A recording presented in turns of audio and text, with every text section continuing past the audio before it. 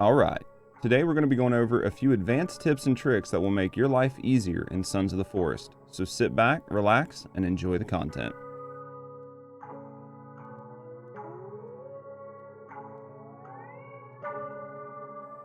Use the firefighter axe over the modern axe.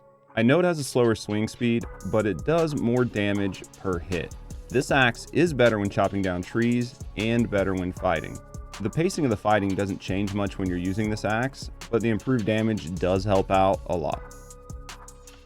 I would suggest using the crossbow over the compound bow in most situations. While the fire rate on this is slower, it does have a rail that you can use to aim with. This will allow for easier headshots when you start taking shots at distance. I would say until we get a sight attachment that we can put on the compound bow, I would advise using the crossbow in most situations. There are a ton of melee weapons in the game, but I would suggest using the sword as your primary melee weapon. Not only is this one of the best weapons in the game for delimbing an opponent, which then takes them out of the fight, it does relatively good damage and has a great swing speed. Now, you could use the stun baton in multiplayer. However, for single player gameplay, I would definitely suggest picking up the sword over the axe if you have access to both. So it might seem obvious, but when using a ranged weapon, aim for the head of the cannibals when you're in a fight. Most cannibals will die from a single headshot. The only real exception being the large gold boys, but still, it's less headshots than it is body shots. However, the mutants are a completely different story. Consider aiming for the legs with either arrows, bullets, or spears. This will most of the time make them drop and crouch on one knee, which will give you an easy time to either run away and reposition or run in and get a boatload of melee hits on them. Now that hotkeys are in the game, keep the pistol and the shotgun in an easy to get to number on your hotkey/hotbar. These weapons are great at dispatching large groups of enemies. In my experience, it's best to have easy access to them because you never know when you're gonna find yourself in a bad situation. Don't feel the need to hoard your ammo for the final fight. Spoiler, there is no final fight right now. Instead, use your shotgun and pistol anytime you feel outnumbered or you feel that the expenditure in ammo will help your situation. There's no reason to take damage in a fight when 3 to 4 rounds out of either the pistol or the shotgun will clear an entire encampment.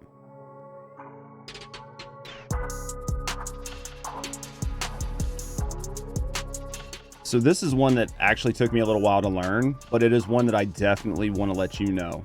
Do not skin, build a fire, collect from containers, or open any hatches or door while enemies are around. Even if you think you killed them all but watched one run off, don't stop to do these things. In my experience, what happens is while you're locked in animation, the NPC will then run up and hit you several times, causing you to take a lot of damage to your armor. So instead of this, either chase them down and kill them, or just avoid picking up the items while you know they're still there. So this is actually more of a fun tip, but also very practical.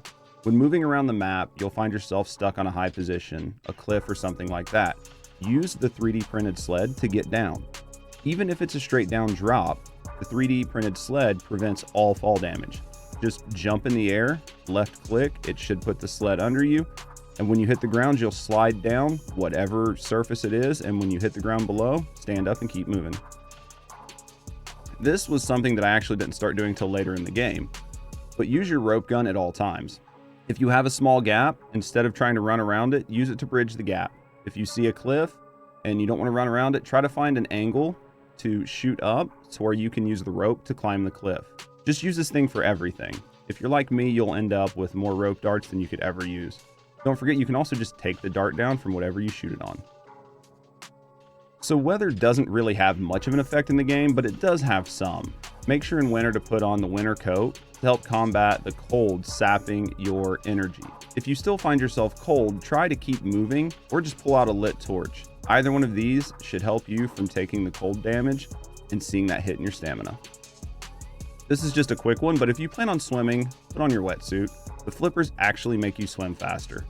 This will help you avoid sharks in open water, as well as just making your general trips across water that much faster. So in the beginning, we all sort of stick to the paths in the game. However, later on in the game, you'll find, logically, that straight lines are the fastest way to travel, even if that means crossing part of the mountain or swimming through some water. The verticality of the game doesn't really mean much, as you can run up the side of almost any sheer surfaces and use the sled to mitigate any fall damage on the way down. Try to make use of this when moving around the map. So a lot of the best weapons and items in the game are locked behind story progression. Even if you want to play the game mostly as a survival game, I suggest at least progressing the game far enough to get the rebreather, the rope gun, and the shovel. You will need these items later on, so you might as well just get them early, and this will give you the freedom to explore the rest of the game at your leisure and not be locked out of too many areas.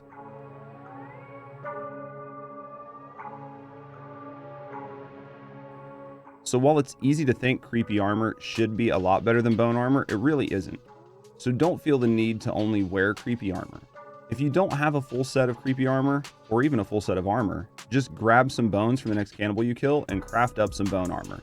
You should be sitting on a full stack of 10 pieces of bone armor at all time. Tech armor is legitimately, hands down, the best armor in the game. The protection it provides is so much better than anything else. If you have a full stack of batteries, then you're doing something wrong. After crafting a sled, a canteen, and a set of arrows, all the rest of your ink should be used to make sure you have a full stack of tech mesh and try to have a full stack of tech armor at the same time. You will want to keep these on you as much as possible.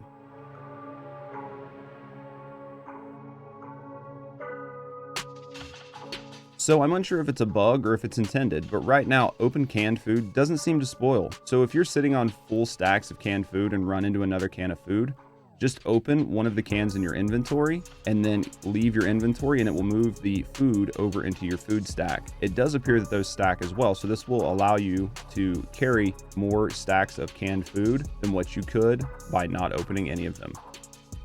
It's easy to forget, but even if your inventory is full, you can pick up food and eat it off of the ground. So there's no reason to leave the energy bars, the sodas, the MREs unattended and walk away from them. Even if you barely have any of those bars depleted, go ahead and eat what's on the ground by just clicking the pickup button and holding it in until you consume it. So right now the berry/farming system doesn't really do anything, so I would say don't waste your time actively gathering berries or raw meat. If you grab them passively, that's one thing, but don't go out and try to collect all these items. As you explore the game, caves, and camps, you will have more than enough food and drink items to keep you alive. Plus, most of them actually add energy, and they don't rot. The cooking system in the game right now is not something that I think you should even bother worrying about.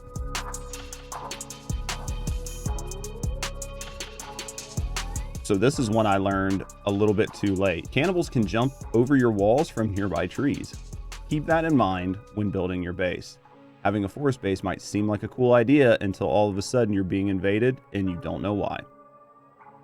For your first base, I would suggest trying to find one on or near water, or with a cliff or some other solid object backing up to it. This will help keep a lot of enemies away and give you a solid defensible position. Unfortunately though, from what I've seen, the spawn system is very buggy and will allow entire hordes to spawn very close to, if not inside of your base. Because of that, don't think you're safe unless your entire compound is walled in with traps. Be careful not to leave any large, unused areas inside your base compound, or you may find yourself with new friends spawning. If you decide to settle down, recruit Virginia ASAP. Once you have her, give her your gun, any gun, as many guns as you have. She can hold 2. Don't worry, you can always find these guns again, but she does have unlimited ammo and can work as a very valid sentry early in the game. Kelvin is horrible for chopping down trees, but he does do a really good job of gathering. Set him to get you sticks and rocks ASAP. Keep building storages and collect as many of these as you can because you will use them for defensive structures, among other things. This is honestly a better use of his time early game and reduces the risk of him cutting down the wrong tree and breaking your entire base. While the log sled isn't in the game, you can actually use the rope gun to create a tightrope that you can send logs from one point to the other. I personally think this is a better way of transporting logs than the log sled, and it's something you should be taking advantage of early on in your base building.